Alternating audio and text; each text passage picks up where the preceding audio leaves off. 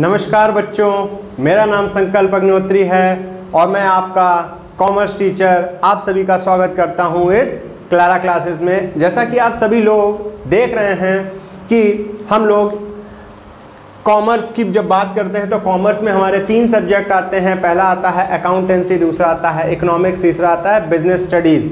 ठीक है, यहाँ पे हम लोग इकोनॉमिक्स देख रहे हैं। इकोनॉमिक्स को 2 पार्ट्स में डिवाइड किया गया है। 2 पार्ट्स कौन से हैं? पहला है, बात हो रही है 11th क्लास की। 11th क्लास में इकोनॉमिक्स को 2 पार्ट्स में, पहला है सांख्यिकी जिसको कि स्टैटिस्टिक्स बोलते हैं, दूसरा पार्ट है हमारा कि इंडियन इकोनॉमी यानी भारतीय अर्थव्यवस्था। तो यहाँ पे हम लोग सांख्यिकी पढ़ रहे हैं। सांख्यिकी के हम लोग 7 चैप्टर ऑलरेडी पढ़ चुके हैं। ठीक है, 7 चैप्टर पढ़ चुके हैं और 8वां चैप्टर हमारे सामने है। 8वां चैप्टर है, क्लास 11 है, लेक्चर 1 और बोर्ड हमारा यूपी है या फिर हम कह सकते हैं हिंदी मीडियम बोर्ड है। चलिए तो बात करें कि चैप्टर का नाम क्या है। ठीक है, इंट्रोडक्शन की बात हो गई। लिखा हुआ है केंद्रीय प्रवृत्ति की माप। केंद्रीय प्रवृत्ति की माप यानी केंद्रीय मतलब होता है सेंट्रल। ठीक है, प्रवृत्ति मतलब होता है टेंडेंसी। ठीक है, माप मतलब होता है मेजर्स। ठीक है, तो बात करें मेजर्स ऑफ सेंट्रल टेंडेंसी। ठीक है, केंद्रीय प्रवृत्ति की माप। अब ये केंद्रीय प्रवृत्ति होती क्या है? ठीक है, चलिए इसको समझ लेते हैं। तो केंद्रीय प्रवृत्ति बहुत सारे लोगों ने अपने अपने हिसाब से डेफिनेशन दी है। एक इकोनॉमिस्ट हुए हैं क्रॉक्सटन और काउडेन, उन्होंने अपनी क्या डेफिनेशन दी है वो बताते हैं कि माध्य आंकड़ों के विस्तार के अंतर्गत एक ऐसा मूल्य है या फिर मूल्य होता है जिसका प्रयोग श्रेणी के समस्त मूल्यों का प्रतिनिधित्व करता है। ठीक है, करने के लिए किया जाता है समंकों या फिर समंक श्रेणी। समंक मतलब होता है आंकड़े या फिर डाटा। श्रेणी के विस्तार के मध्य में स्थित होने वाले कारण। ठीक है, माध्य को केंद्रीय प्रवृत्ति की माप भी कहा जाता है। ये तो क्रॉक्सटन ने कहा था। अच्छा, क्लार्क एक इकोनॉमिस्ट हुए हैं, उन्होंने क्या कहा है? क्लार्क हैं और शकार्ड, उन्होंने कहा है सांख्यिकी माध्य संपूर्ण समंक समूह, सांख्यिकी माध्य समंक समूह का विवरण देने वाली एकमात्र संख्या प्राप्त करने का प्रमाण या फिर प्रपत्र है। ठीक है, अच्छा अब बात करें कि ये तो सर आपने कुछ डेफिनेशन बता दी, हमें अभी भी उतना नहीं समझ में आया जितना कि हमें समझना चाहिए। चलिए बात कर लेते हैं क्या है। देखिए, सांख्यिकी में जब बात करते हैं तो आंकड़ों की बात आ जाती है। उम्मीद है आपने ये चीजें नोट कर ली होंगी। किसी आंकड़ों की जब बात करते हैं तो आंकड़े जैसे कि जन्म लेने वाले बच्चों की संख्या या फिर मरने वाले मृतकों की संख्या या फिर बीमार हुए लोगों की संख्या। ठीक है, जैसे वैक्सीनेटेड हुए लोगों की संख्या। तो अब मान लेते हैं कि एक शहर के 1 2 3 4 5 1 लाख लोगों ने वैक्सीन लगवाई। कितने? 1 लाख लोगों ने। ठीक, जिसमें से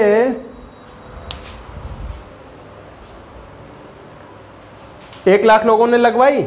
अच्छा, लेकिन यहाँ के जो जनसंख्या थी वो कितनी थी? मान लेते हैं कि 5 लाख जनसंख्या है। ठीक है, तो अब बात करें कि जो जनसंख्या ने लगवाया है क्या वैक्सीन, वह उसका अगर माध्य पूछा है यानी औसत कितने लोगों ने लगवाई है। ठीक है, तो क्या करेंगे? भाग कर देंगे। भाग किया तो आंसर कितना आया? 5। यानी हर 5 में से 1 व्यक्ति ने वैक्सीन लगवाई है। ठीक है, तो ये हमने क्या निकाला? ये हमने माध्य निकाला। अच्छा, एक बड़े समूह में से एक छोटा सा आंकड़ा यानी उसका औसत निकाल लेना ही क्या कहलाया जाता है, केंद्रीय प्रवृत्ति की माप। इसमें सांख्यिकी का उपयोग होता है, ठीक है, यानी औसत, एवरेज या फिर औसत निकालना, ठीक है। जैसे कि आप लोग देखते होंगे, आप लोग टीवी देखते होंगे, टीवी में बहुत सारे खिलाड़ी हैं, और आप लोग क्रिकेट देखते होंगे, क्रिकेट में एवरेज निकाला जाता है, ठीक है। मान लेते हैं किसी व्यक्ति ने किसी मैच में 10 रन बनाए, किसी में 30 रन बनाए, किसी में 50 रन बनाए, किसी में 60 रन बनाए, किसी में 0 रन बनाए, ठीक है। तो अब पूछा जाएगा कि उसने औसत रन कितने बनाए इस सीरीज में, 1 2 3 4 5। बहुत आसान है, 40 50 90 और 60 150 को 5 से, यानी वो प्रति मैच में 30 का उसका एवरेज कितना निकल के आएगा, 30 का औसत निकल के आया, ठीक है। तो ये हम केंद्रीय प्रवृत्ति की माप के अंतर्गत आता है। समझ में आया सरल शब्दों में? चलिए अब बात करें केंद्रीय प्रवृत्ति की जो मापें हैं उनके उद्देश्य क्या हैं या फिर उनके कार्य क्या क्या होते हैं, ठीक है। इंपॉर्टेंस क्या है या कैरेक्टरिस्टिक क्या है। सबसे पहली बात, पहला पॉइंट, संक्षिप्त विवरण होना चाहिए, यानी विवरण ऐसा होना चाहिए कि जो शॉर्ट में हो, हर व्यक्ति को समझ में आ सके, ठीक है। दूसरा, समग्र समूह का प्रतिनिधित्व करना चाहिए, यानी जो समूह है उसका प्रतिनिधित्व यानी रिप्रेजेंटेटिव होना चाहिए वह आंकड़ा। अच्छा, जैसे कि और तुलना में सहायक जैसे कि हम लोग कंपैरिजन कर रहे हैं, ठीक है, किसी भी वस्तु का किसी दूसरी वस्तु से, ठीक है, उसमें सहायक होना चाहिए। अगला, सांख्यिकीय विश्लेषण एवं नीति निर्धारण।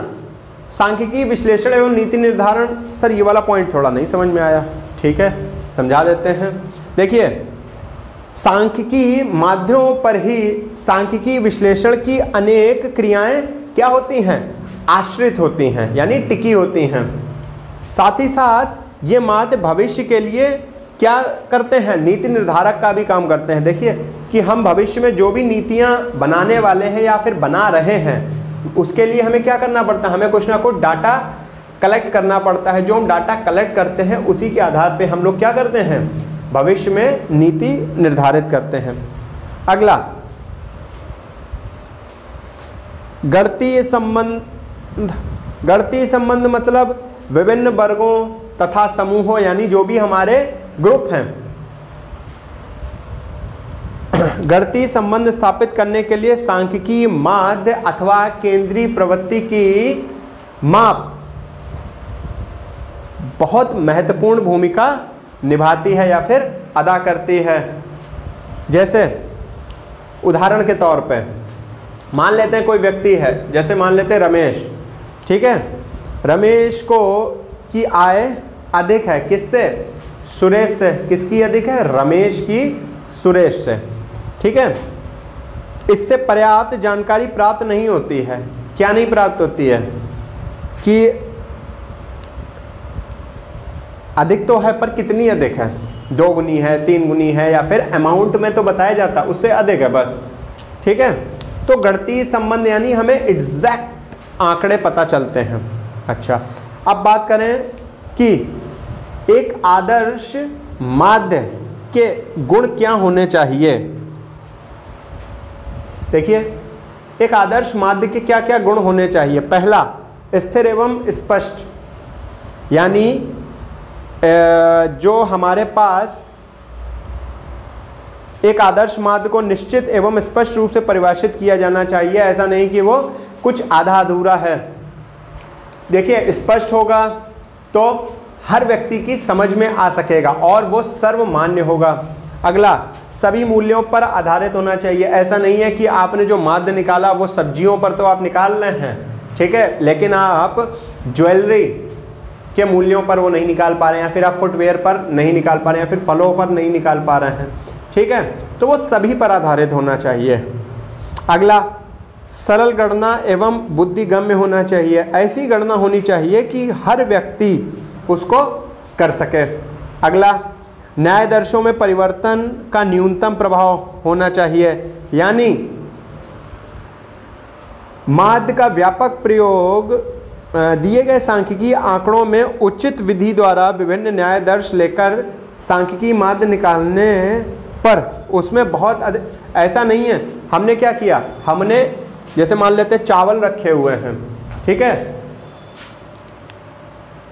यहां से लेके यहां तक एक पूरा पहाड़ है बना हुआ है, ठीक है, ढेर है पूरा चावलों का, ठीक है। अच्छा, हमने यहाँ पे चावल उठाए है, ठीक है, और हमने उनकी गणना की, यहाँ पे उठाए, यहाँ पे उठाए, बहुत ज़्यादा अंतर नहीं होना चाहिए। ऐसा नहीं कि यहाँ का चावल कुछ है, यहाँ का कुछ। देखिए क्या होता है कि जब भी हम गणना करते हैं तो गणना हम क्या करते हैं कि पूरे को तो नहीं, एक एक को कैलकुलेट कर सकते, तो हम क्या करते हैं, हमने पिछले चैप्टर में पढ़ा था न्यायादर्श, यानी हमने पूरे समूह में से एक सैंपल के तौर पे मान लेते हैं, जैसे चावल या गेहूं या हम लोग कोई भी चीज़ देखते हैं, या हम लोग कभी मिठाई खाने जाते हैं, लेने जाते हैं, तो क्या करते हैं, एक पीस मिठाई का खा के देखते हैं और फिर तय कर लेते हैं कि सारी मिठाई ऐसी ही होगी, ठीक है। लेकिन ऐसा क्या ज़रूरी है? हाँ ज़रूरी है, तभी तो हम सांख्यिकी की सहायता कर पाते हैं, सहायता ले पाते हैं, ठीक है। तो सभी चीज़ें समान होनी चाहिए, तभी ये संभव हो पाएगा। पता चले इस पीस का टेस्ट कुछ है, दूसरे पीस का टेस्ट कुछ और है, ऐसे काम थोड़ी चलेगा।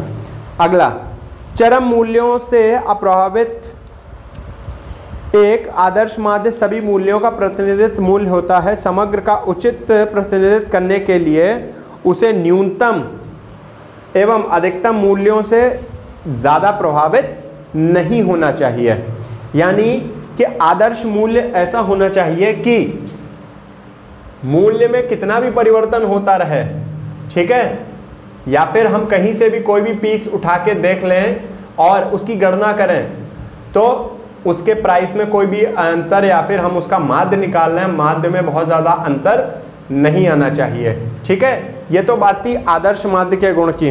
अब बात करें कि केंद्रीय प्रवृत्ति की विभिन्न माप एवं सांख्यिकीय माध्य क्या होते हैं, चलिए देख लेते हैं।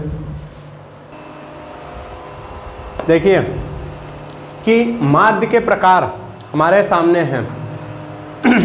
माध्य दो प्रकार के होते हैं, कौन कौन से होते हैं? बेसिकली पहला गणितीय माध्य और दूसरा स्थितीय माध्य, ठीक है। गणितीय माध्य मतलब यहाँ पे गणितीय यानी गणित की यहाँ पे बहुत ज़्यादा इन्वॉल्वमेंट होने वाला है, तो उसमें कौन कौन से आते हैं? समांतर माध्य, गुणोत्तर माध्य और हरात्मक माध्य। स्थिति संबंधी माध्य यानी स्थिति यानी पोजीशन की बात हो रही है यहाँ पे, माध्यिका, बहुलक और विभाजन मूल्य। देखिए अब एक एक समझ लेते हैं। समांतर माध्य क्या होता है? समांतर माध्य जब किसी श्रेणी का समांतर माध्य उस श्रेणी के मूल्य को जोड़कर उस संख्या से भाग देने पर, यानी क्या करते हैं, कोई श्रेणी दी गई है, यानी कोई एक सीरीज दी गई है, सीरीज में हमने क्या किया, उन सभी संख्याओं को जोड़ा और उनका जो भी टोटल आया उनकी संख्याओं से भाग कर दिया, तो इससे क्या निकल के आया? समांतर माध्य। गुणोत्तर माध्य क्या होता है? गुणोत्तर माध्य किसी श्रेणी के सभी पदों का गुणनफल का वह मूल्य होता है। क्या किया? सभी श्रेणियों का गुणनफल निकाल लिया और उसका मूल्य निकाल लिया, जितनी कि उसमें संख्याएं होती हैं। यदि श्रेणी में दो मूल्य हैं तो उनका गुणनफल का वर्गमूल होगा, और यदि तीन है तो गुणनफल का क्या होगा? घनमूल होगा। यानी आप लोगों ने क्यूब पढ़ा होगा और स्क्वायर पढ़े होंगे, स्क्वायर रूट या फिर क्यूब रूट पढ़े होंगे, वो निकाला जाता है। अगला तीसरा पॉइंट इसमें दिया गया है हरात्मक माध्य, जिसको कि हार्मोनिक मीन भी कहते हैं और उसको ज्योमेट्रिक मीन, यानी किसी समूह के मदों की संख्या को उन पदों का व्युत्क्रम यानी रेसिप्रोकल यानी उल्टा, ठीक है, कि योग से भाग देने पर जो भजनफल प्राप्त होता है यानी जो हमें आंसर आता है, ठीक है, वही उस समूह का क्या कहलाया जाता है, हार्मोनिक मीन या फिर हरात्मक माध्य कहलाता है। अब बात करें स्थिति संबंधी माध्य की। स्थिति संबंधी मतलब यहाँ पे पोजीशन की बात हो रही है। पोजीशन में सबसे पहले आ गया माध्यिका, पहला माध्यिका या फिर मीडियन भी इसको बोलते हैं। माध्यिका किसी समंक माला का वह मूल्य होता है जो कि समंक माला को किसमें, दो समान भागों में विभाजित कर देता है, ठीक है। अगला बहुलक या फिर मोड भी इसको बोलते हैं। किसी संख्या में बहुलक श्रेणी का वह चर मूल्य होता है या फिर चर रूप होता है जिसकी आवृत्ति क्या होती है, यानी जो सबसे ज्यादा बार रिपीट कर रहा है, जिसके चारों ओर मदों को केंद्रीय प्रवृत्ति की सबसे ज्यादा बार होने की संभावना है, ठीक है। मान लेते हैं कोई आंकड़ा 5, 6, 12, 5, 25, 31, 5, 2, 5।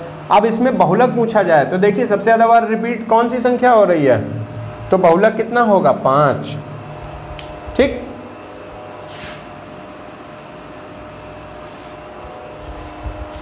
अब बात करें विभाजन मूल यानी पार्टीशन वैल्यू की बात हो रही है। किसी समंक माला के 2 से अधिक भागों में बांटने पर या बांटने वाले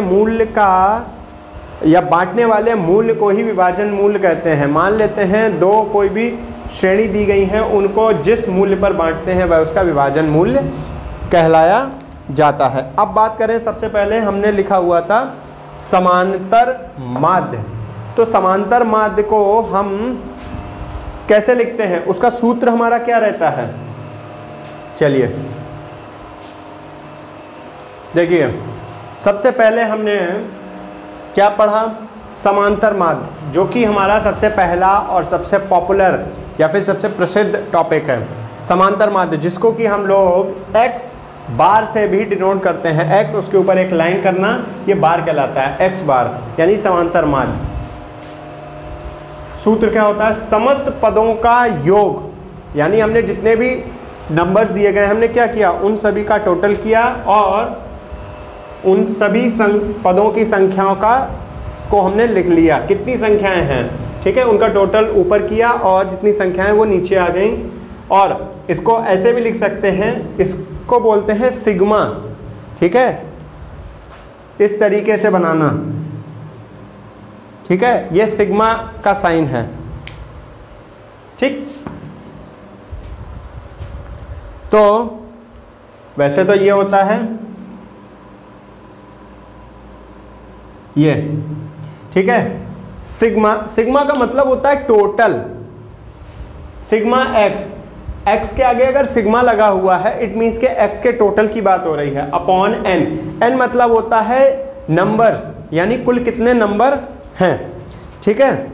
अब बात करें कि इसके समांतर माध्य के क्या क्या गुण होने चाहिए। देखिए जो आपने अभी गुण पढ़े थे वही गुण समांतर माध्य के लिए भी होंगे, फिर भी एक बार देख लेते हैं कि सरल होना चाहिए, ठीक है, निश्चितता होनी चाहिए यानी निश्चित क्रम में होने चाहिए।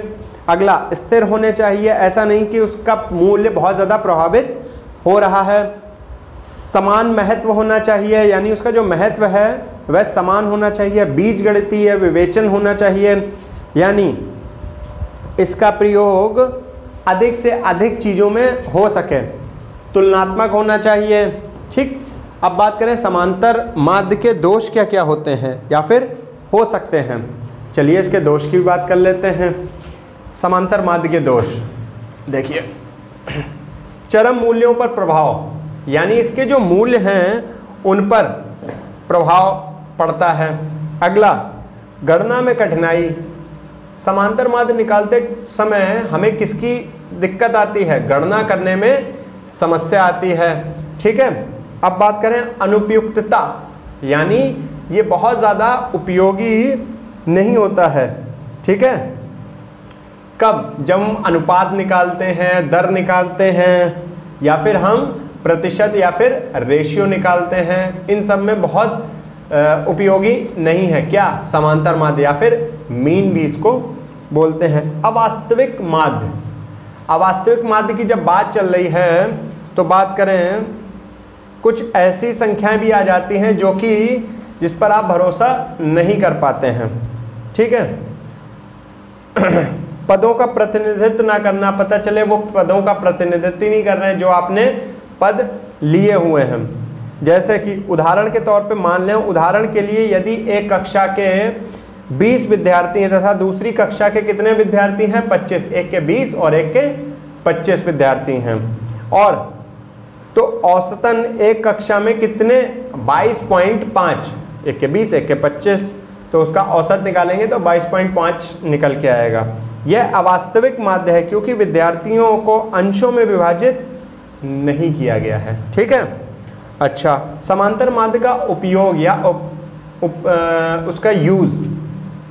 समांतर माध्य सामाजिक तथा आर्थिक समस्याओं के अध्ययन के लिए क्या होता है? बहुत ही उपयोगी है। अच्छा, सरल एवं स्पष्ट होने के कारण व्यापारिक क्षेत्र में इसका बहुत प्रयोग किया जाता है। बहुत सरल होता है, इसको कोई भी व्यक्ति कर सकता है। इसका उपयोग औसत उत्पाद, औसत उत्पादन व्यय, ठीक है, या फिर औसत मजदूरी, औसत मूल्य, औसत आय, ठीक है, कोई भी चीज़ औसत निकालने में बहुत अधिक किया जाता है। अच्छा, अब बात करें समांतर माध्य के प्रकार कितने होते हैं, यानी कितने भागों में उसको विभाजित किया जाता है। तो इसका जवाब होगा 2 भागों में। ठीक है, वो भाग कौन कौन से हैं?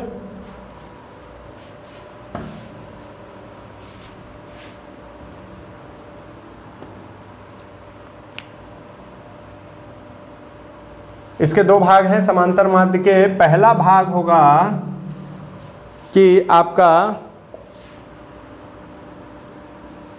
सरल समांतर माध्य, और दूसरा होगा भारित यानी वेटेड एवरेज मीन।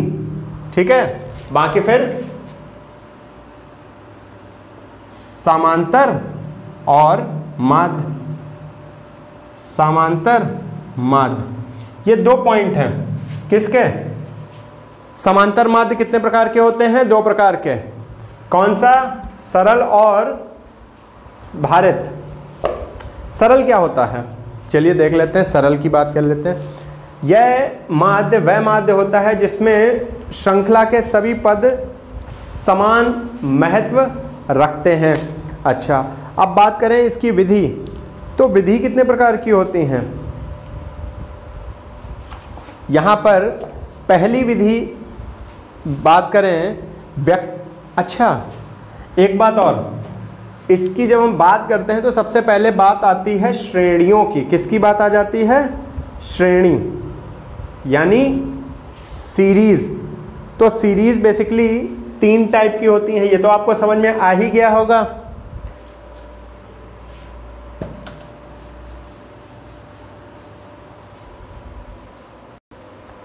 देखिए, माध्य की श्रेणियां कितने प्रकार की होती हैं? पहली व्यक्तिगत श्रेणी, जिसको कि हम लोग क्या बोलते हैं? इंडिविजुअल सीरीज भी बोलते हैं। दूसरी हमारी होती है खंडित श्रेणी होती है, जिसको कि हम लोग डिस्क्रीट सीरीज भी बोलते हैं। और तीसरी हमारी होती है सतत श्रेणी या फिर अविच्छिन्न श्रेणी होती है।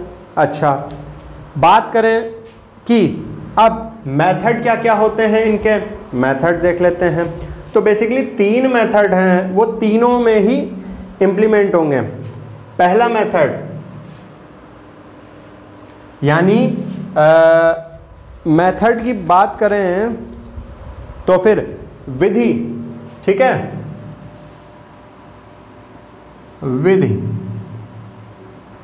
विधि क्या है?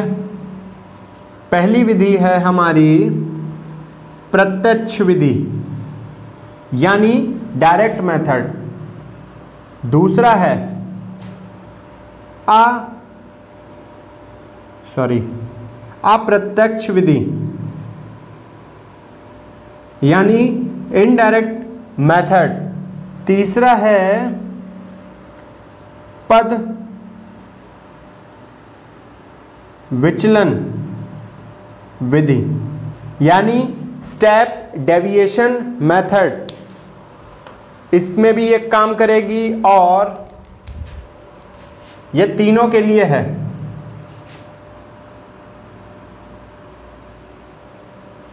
ये तीनों के लिए है, प्रत्यक्ष विधि, अप्रत्यक्ष विधि और पद विचलन विधि। चलिए अब इसमें हम सबसे पहले पॉइंट को देखते हैं। पहला पॉइंट हमारा क्या है? पहला पॉइंट हमारा दिया गया है व्यक्तिगत श्रेणी की प्रत्यक्ष विधि। ठीक है, इसको समझ लेते हैं।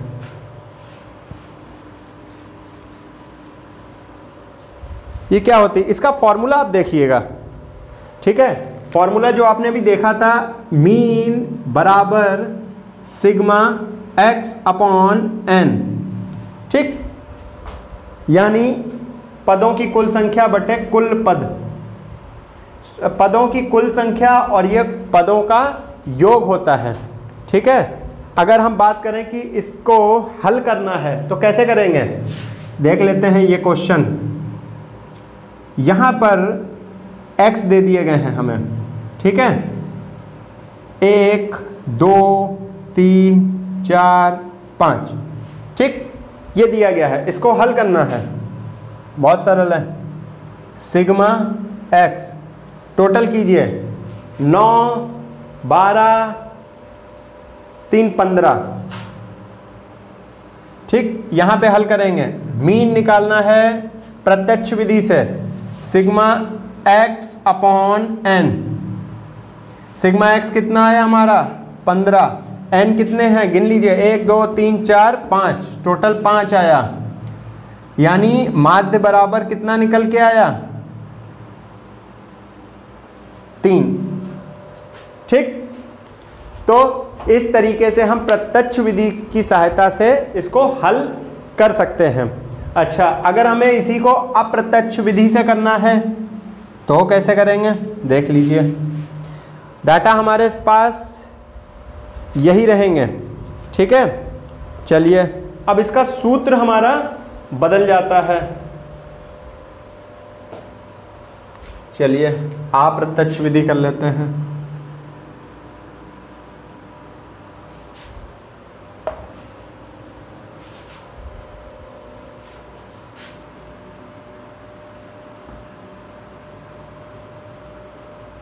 Sigma dx upon n plus a। ठीक, यानी माध्य बराबर a मतलब होता है एज्यूम मीन, यानी जो आप एज्यूम करेंगे, यानी आप मानेंगे अपने हिसाब से। कोई भी बच्चा कोई कुछ भी मान सकता है इसमें। ठीक है, चलिए, यानी कल्पित माध्य भी इसको बोल सकते हैं। चलिए, अच्छा, अब इसमें से कुछ आपको एक मानना है। यहाँ पर आप अगला कॉलम बना लीजिए dx का।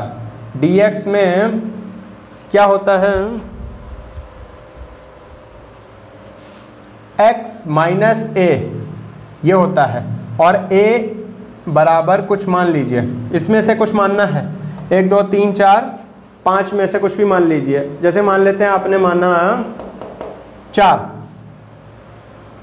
ठीक, चलिए x माइनस है, x में से 4 माइनस करना है, यानी 1 minus 4, 2 minus 4, 3 minus 4, 4 minus 4, 5 minus 4। क्या आंसर आएगा? माइनस का 3, माइनस का 2, माइनस का 1, 0 और प्लस का 1। ठीक है, अब इसका टोटल कर लीजिए।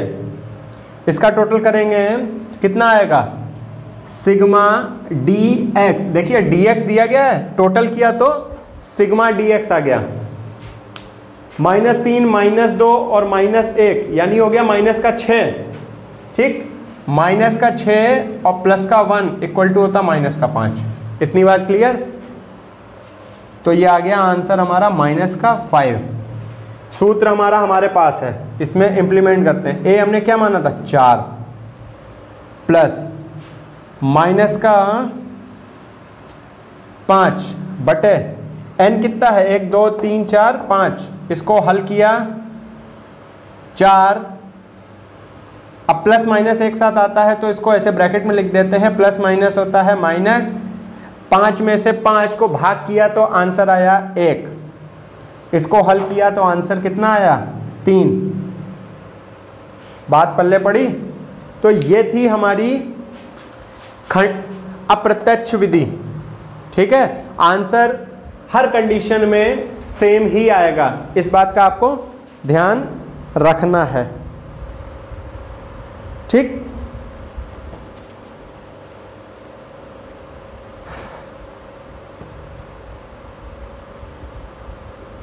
चलिए, तो उम्मीद है आपको ये पॉइंट समझ में आया होगा। व्यक्तिगत श्रेणी के हमने ये किया और ये विधि भी हमने इसमें हल करके देख ली। चलिए, अब अपना लेक्चर आगे कंटिन्यू नेक्स्ट लेक्चर में करेंगे, इसी टॉपिक को आगे कंटिन्यू करेंगे। आप लोगों से कहना चाहूँगा कि यहाँ पे जो वीडियो जो ख़त्म हो रहा है, इसके बाद वाला वीडियो आप लोग ज़रूर देखिएगा। ठीक है, चलिए, थैंक यू।